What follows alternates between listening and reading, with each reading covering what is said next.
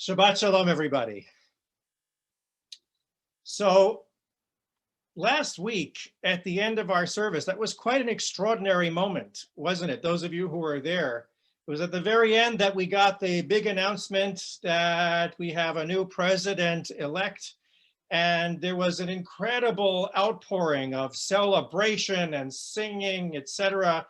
Not only at Kol Shalom, but you saw cities all over the country and even all over the world, there was celebrating and dancing in the streets. But this Shabbat, what I want to talk about is that that's not the case for everybody, was it? For millions of people in this country, in fact, that announcement represented a time of deep concern, a time of deep fear, and even deep anger. For millions of people, this was true around the country. It's true in every state. It's true even in our own synagogue, and even within many of our own families. There were people who are not happy with this result and are deeply, deeply concerned about their future. You know, here at Kol Shalom, the vast majority of our congregation tends to see things in a way that we kind of agree politically, right? We tend to agree with each other on a lot of things. But you know, something happens in a community where most people see things a certain way, that what happens is you begin to draw lines unconsciously. And if you fall on the other side of that line of agreement within that community, then you might feel ostracized. You might feel even abandoned because you're not on the same side of that line of seeing things, of agreeing about the world. And that can cause an extraordinary amount of pain.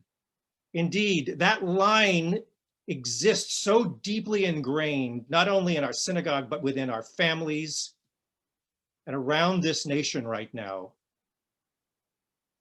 We're entering into a period of our history where we have to begin to find a way to heal. This isn't just about politics, folks. This is about our very humanity. And I want that conversation of healing now to be lifted up here at Kol Shalom, because it's true in our congregation and it's true for many of our families where there are splits and divisions now. We have to find a way. And I want to make sure that Kol Shalom is a congregation where everyone feels welcome and loved and embraced, no matter who you voted for, no matter what your political perspectives are.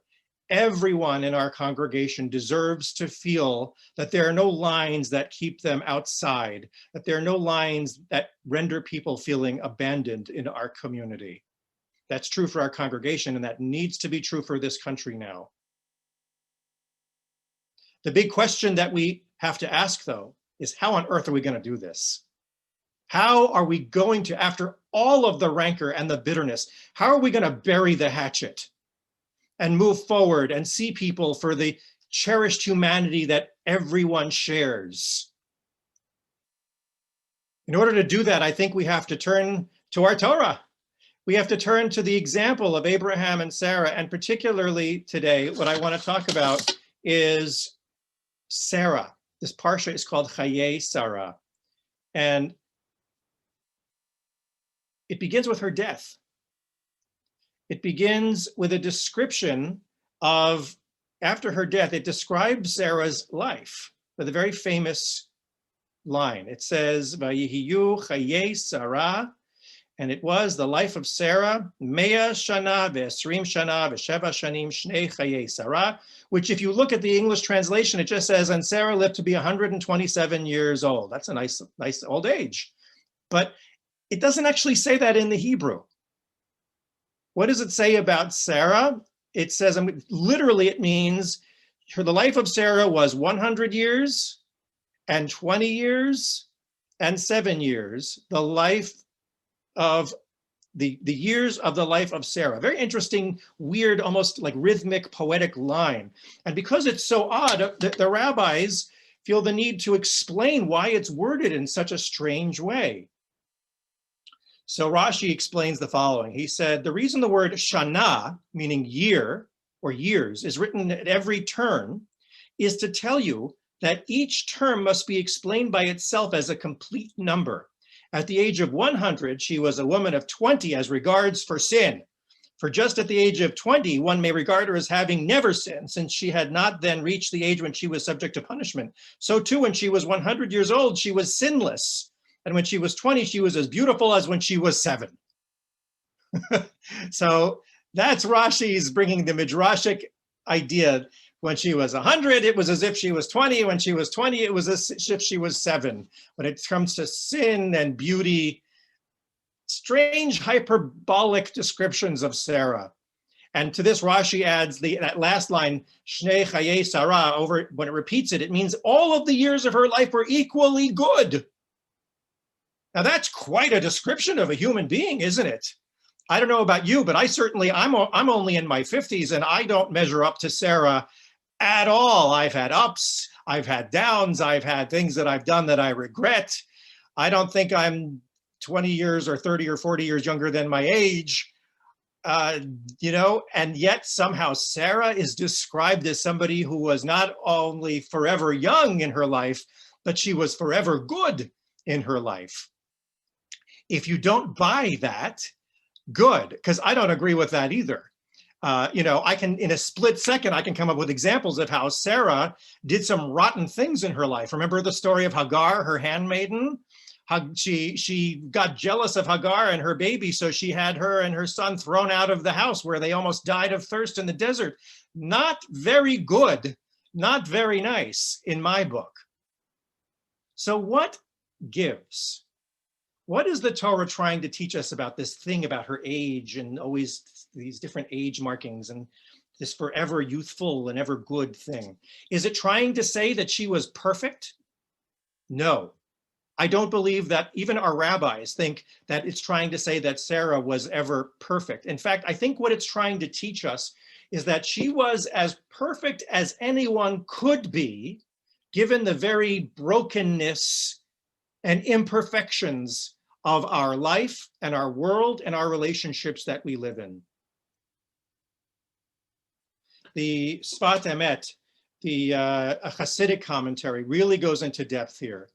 And okay, now bear with me, okay? I'm gonna get Kabbalistic, mystical, so please bear with me. I'm gonna get back to the point, I promise, okay? Just stay with me here, okay? In describing how Sarah could be forever young and youthful, he likens Sarah's years of her life to a line from the Psalms that says, Yodea Adonai Yemei Tamimim. God knows the days of the blameless or the perfect, Tamimim, for their portion lasts forever. And he explains the following. He says, the key word is tamim, that Sarah was the Hebrew word tamim, which means blameless or perfect. But what does tamim mean? Tamim doesn't mean literally they were perfect human beings. It means that she had a perfection with relation to her shanim, to her years, to her, the time that she was given in her life. So perfection doesn't live in us as physical beings. It lives in our relationship to time. You with me? Stick with me here. So in her relationship to time, she teaches us all in our lives that we can't be perfect, but we have to strive for perfection in our world and in our relationships. And the possibility of finding greater perfection is there in every moment in time, right? That each day a new light is created, says the Sfat Emet, a new light that we can find that possibility of greater perfection in every day of our lives. Again, we're not perfect, but we have access to a kind of perfection. And what the Sfat Emet teaches is that God plants in all Bnei Yisrael, in all of our people, a point of awakening, he says. That's what he calls it. In every day and in every moment. And our task as the Jewish people is to latch on to that point of awakening. And that is how we become tamim. That is how we have a perfect relationship to the time we have in our lives. And that's how we become righteous. Okay, confused? Don't worry, I'm going to explain this. I'm going to unpack this. So what he's saying is, if you want to be more righteous in the world, you have to think about how you frame your relationship to the time that you've been given. Look around at our world. We're now divided. We have deep, bitter divisions between each other in our world now. How are we going to become righteous in the midst of such anger and such bitter feelings that we share? So the Torah and our rabbinic tradition and our Hasidic tradition uses this lengthening out of Sarah's days to teach something about how we have to reframe our sense of the time we have and make it Jewish time. That we have to think about how every day, indeed every moment of our lives, the whole world is created anew. That's tamimut. That means being tamim. Every moment we begin again. We start now. We start now in our own sense of trying to make ourselves better people. And we start again now with all of our relationships with one another. Right? This is a very beautiful teaching. I've taught this kind of concept in my Jewish meditation classes. It's very spiritual, staying in the present moment, nice stuff. But this is more than just meditation and spiritual ideas. This is actually a very powerful challenge to all of us as the Jewish people in the world. What is it saying? It's saying the essence of righteousness is how we use our time in our lives. Abraham is also called Tamim, by the way. So the essence of what it means to be righteous and to be a moral leader, to bring about justice, is to cultivate this quality of being Tamim, of seeing that we always have now to begin again. So what does this mean for us? I think all of us feel very beaten up by watching the news, beaten up by what we see other people saying and doing, a sense of betrayal by how other people have been talking about our country and our democracy, and feeling torn apart within our own families. And yes, even in our synagogue, there are people who feel like they don't agree with everybody and they don't know how to connect. That's a terrible place to be. So now how do we heal that? Moral leadership and healing and righteousness begins with trying to emulate Abraham and Sarah, who were Tamim, both of them. What does that mean? It means that how we remember their lives is that they didn't get caught up in what happened yesterday, and they didn't become angry about it, and they didn't get caught up in their anxiety about what was going to happen tomorrow. Sarah is called 127, and that's a way of figuring that she always started each day with the given. That's how our rabbis want us to remember her. Always young, always starting today, being born today, as it were. If we allow the world to turn us to bitterness and anger and a sense of grievance against others in our country, in our community, and in our family, then we are not being like Abraham and Sarah. If we are feeling hatred toward people in our country, or even in our own families, then we are not following the model of Abraham and Sarah. The goal of being a righteous human being is to start with this almost childlike timimut, this simplicity with the moments that we're given. That point of awakening has been planted right in this day, right now. And our job is to begin to cultivate that point of awakening in our lives starting today. There are going to be lots of people on the news, in the world, trying to tell us we need to be angry, we need to be bitter. This is not the way of the righteous. Abraham and Sarah were ever fresh, ever youthful, ever good in their desire to build on the given today, to build toward greater and greater righteousness. And if we give in to bitterness and anger, we're not going to find that point of awakening that is there for us today. Abraham and Sarah were human beings who are considered great in our collective memory because they strive to find it. And boy, did they often screw up, didn't they?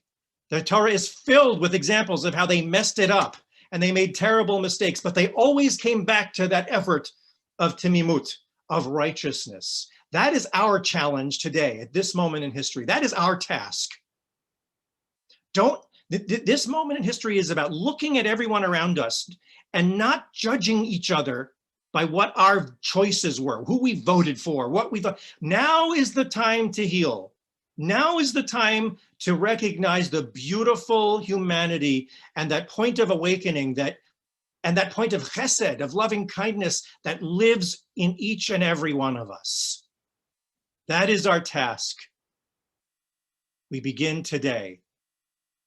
And with this beginning today, may we walk forward and truly be a blessing so that all the nations of the world will heal and bless themselves by us. And let us all say, Amen.